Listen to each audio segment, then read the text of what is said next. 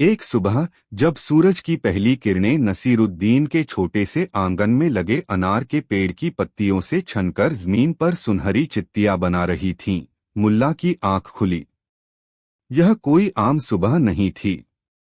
हवा में एक अजीब सी बेचैनी थी, एक खालीपन था जिसे मुल्ला अपने दिल की गहराइयों में महसूस कर सकते थे।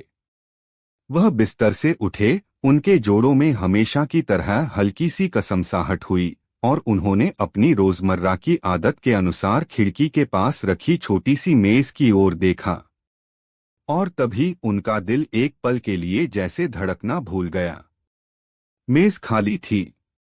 वहां जहां हमेशा लकड़ी पर नक्काशी की हुई एक छोटी सी चिड़िया रखी रहती थी, अब सिर्फ धूल के कुछ कण हवा में नाच रहे थे। वह चिड़िया कोई मामूली खिलौना नहीं थी। वह उनकी मरहूम बीवी की आखिरी निशानी थी, जिसे उन्होंने अपने हाथों से बनाया था। उसकी लकड़ी की रगों में उनकी मोहब्बत की कहानियां थीं, उसके छोटे छोटे पंखों में उनके साथ बिताए हसीन लम्हों की परवाज़ थी। वह चिड़िया नसीरुद्दीन के लिए सिर्फ लकड़ी का एक टुकड़ा नहीं, बल्कि उनकी जिंदगी का एक मुकम्मल हिस्सा थी, उनकी यादों का एक जीता जागता वजूद थी। एक पल के लिए तो उन्हें यकीन ही नहीं हुआ। उन्होंने अपनी आंखों को मला, दोबारा देखा, लेकिन मेज जस की तस खाली थी। एक ठंडी सी लहर उनकी रीढ़ की हड्डी में दौड़ गई। उन्होंने पूरे कमरे में उसे ढूंढना शुरू कर दिया। बिस्तर के नीचे, संदूक के पीछे, कपड़ों के ढेर में, रसोई के बर्तनों में। उनकी हर हरकत में एक घबराहट थी, एक अफरातफरी थी जो उनके शांत स्वभाव के बिल्कुल विपरीत थी। हर कोना छान मारने के बाद भी जब चिड़िया नहीं मिली तो एक गहरी मायूसी ने उन्हें घेर लिया। ऐसा लगा जैसे किसी ने उनकी आत्मा का एक हिस्सा चुरा लिया हो। वह घर से बाहर निकले। सूरज अब थोड़ा ऊपर चढ़ आया था और बाजार में चहल पहल शुरू हो गई थी। लेकिन नसीरुद्दीन को कुछ भी दिखाई सुनाई नहीं दे रहा था। उनकी आंखों के सामने बस उस नन्ही सी चिड़िया का अक्स था। उन्होंने सोचा, शायद कल जब मैं बाजार से लौट रहा था तब कहीं गिर गई होगी। इसी उम्मीद के सहारे वह अपने कल के रास्ते पर वापस चल पड़े। सबसे पहले वह फातिमा बी के तंदूर पर पहुंचे, जहां से वह रोज रोटी खरीदते थे।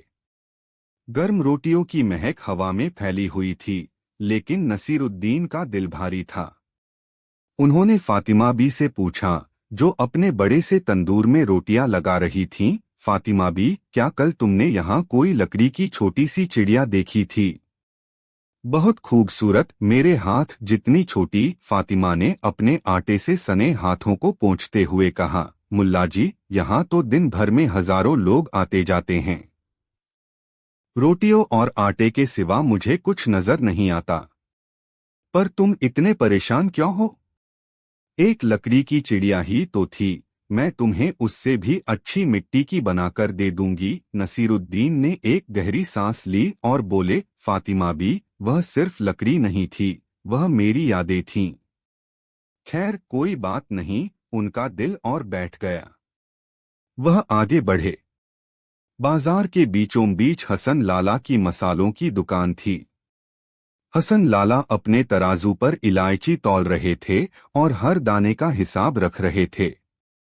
नसीरुद्दीन ने उनसे भी वही सवाल किया।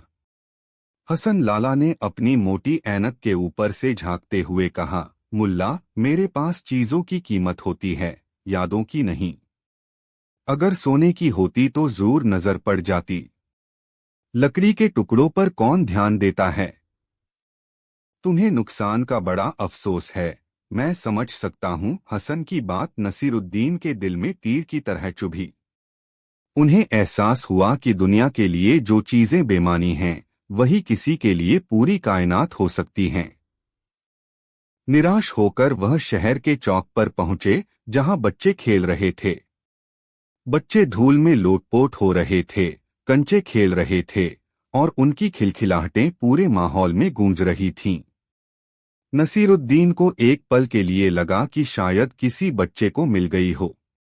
उन्होंने एक बच्चे को पास बुलाकर पूछा, बेटा, क्या तुम्हें कहीं एक छोटी सी प्यारी सी लकड़ी की चिड़िया मिली है? बच्चे ने अपनी भोली आंखों से मुल्ला को देखा और कहा, मुल्ला जी, हमारे पास तो मिट्टी के खिलौने हैं। लकड़ी की चिड़िया तो उड़ गई होगी। यह कहकर वह हंसने लगा और वापस अपने खेल में मगन हो गया। बच्चे की बात सुनकर नसीरुद्दीन के चेहरे पर एक फीकी सी मुस्कान आई। हाँ बेटा, शायद वह सचमुच उड़ गई, उन्होंने धीरे से कहा। अब दोपहर ढलने लगी थी। सूरज की तपिश बढ़ गई थी, लेकिन नसीरुद्दीन के अंदर की ठंडक कम नहीं हो रही थी। वह चलते चलते नदी के किनारे पहुंच गए। यह वही जगह थी जहां वह अक्सर शाम को बैठकर डूबते सूरज को देखा करते थे। उन्होंने कल भी यहां कुछ वक्त गुजारा था।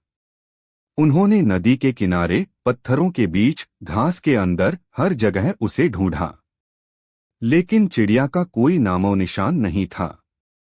थक-हार कर वह एक बड़े से गूलर के पेड़ के नीचे बैठ गए। उनकी सारी उम्मीदें अब दम तोड़ रही थीं। उन्हें लगा जैसे वह चिड़िया नहीं, बल्कि अपनी खुशी, अपना सुकून खो बैठे हैं।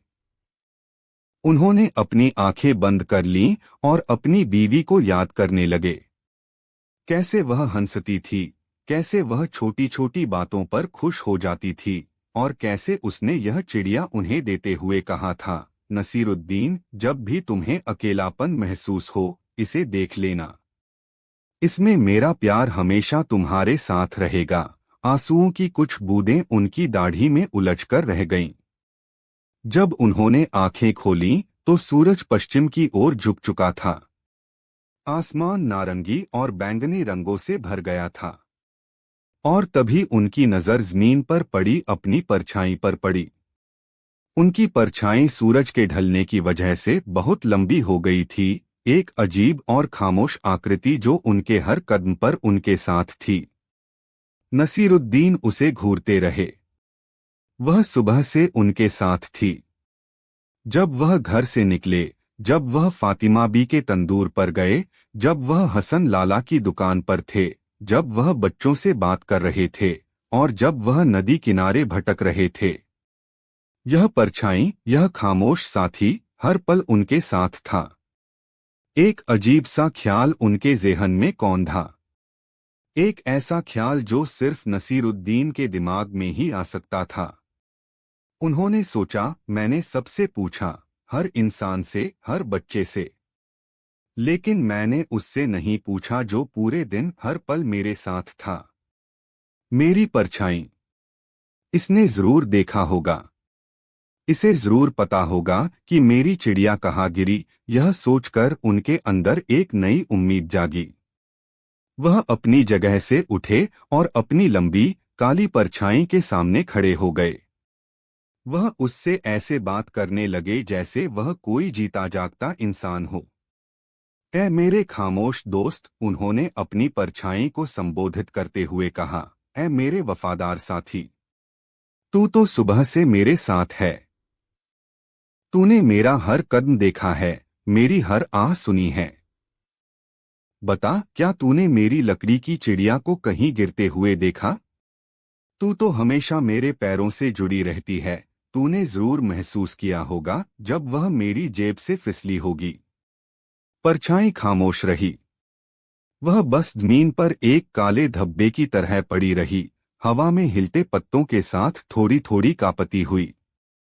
नसीरुद्दीन झुके, अपना कान परछाई के सिर के पास ले गए, जैसे उसकी कोई फुसफुसाहट सुनने की कोशिश कर रहे हों।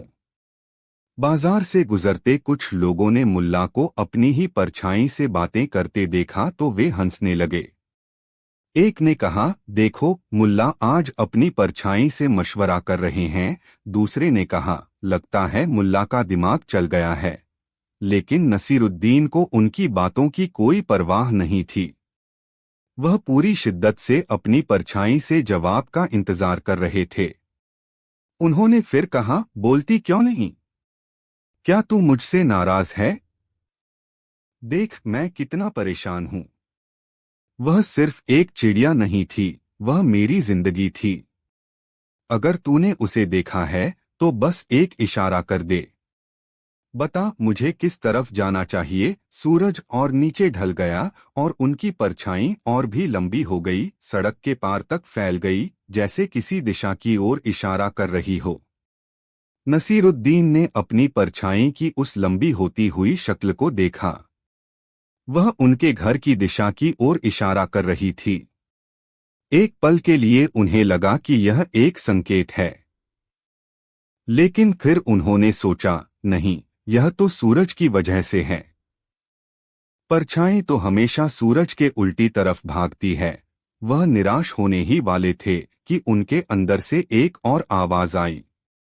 यह आवाज परछाई की नहीं थी, यह उनके अपने अंदर की आवाज थी, जो परछाई की खामोशी से पैदा हुई थी।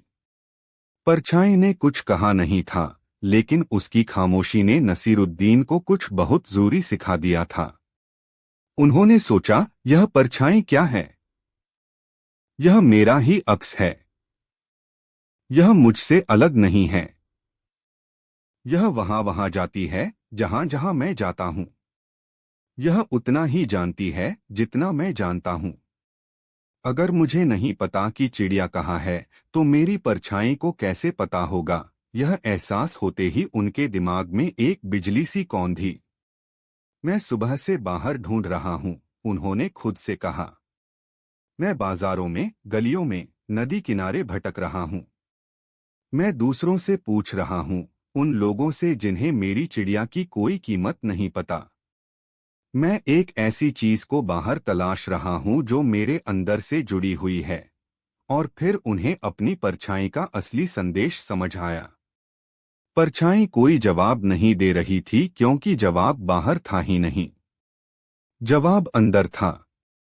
परछाई, जो प्रकाश की अनुपस्थिति का प्रतीक है, उन्हें उनके अपने मन के अंधेरों में झांकने के लिए कह रही थी। वह उन्हें बता रही थी कि तुम जिस चीज को खोया हुआ समझ रहे हो, वह कहीं बाहर नहीं, तुम्हारे अंदर की किसी भूली बिसरी जगह पर है। वह जिस बेचैनी और अफरातफरी में सुबह से थे, उस हड़बड़ाहट में उन्होंने अपने ही घर को, अपने ही मन को ठीक से नहीं टटोला था। उनकी परछाई, जो उनके घर की ओर इशारा कर रही थी, वह असल में उन्हें अपने अंदर लौटने का संकेत दे रही थी। एक अजीब सी शांति ने नसीरुद्दीन के दिल में जगह बना ली। वह अब परेशान नहीं थे। उन्हें लगा जैसे उन्हें कोई बहुत बड़ा खजाना मिल गया हो, चिड़िया से भी बड़ा। उन्होंने अपनी परछाई को देखा, जो अब अंधेरे में घुलने लगी थी, और मुस्कुराए।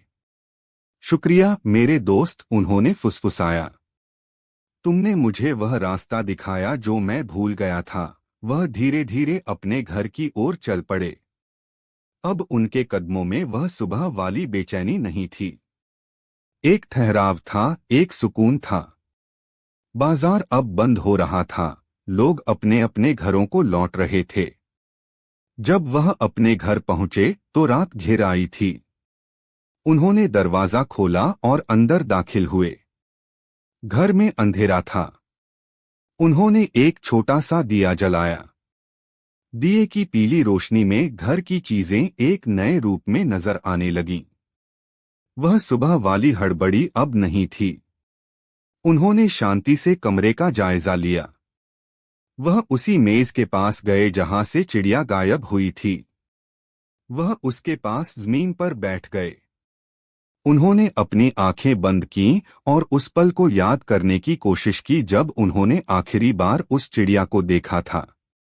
कल शाम वह नदी किनारे से लौटे थे। उनके हाथ में बाजार से खरीदा हुआ कुछ सामान था। वह थके हुए थे। उन्होंने सामान रसोई में रखा और फिर आकर अपनी आराम कुर्सी पर बैठ गए थे। शायद शायद तभी उनकी नजर अपनी आराम कुर्सी पर गई। कुर्सी के पास एक छोटा सा गलीचा बिछा था। सुबह की अफरातफरी में उन्होंने गलीचे के नीचे तो देखा था, लेकिन शायद ठीक से नहीं। वह धीरे से कुर्सी के पास गए और घुटनों के बल बैठ गए।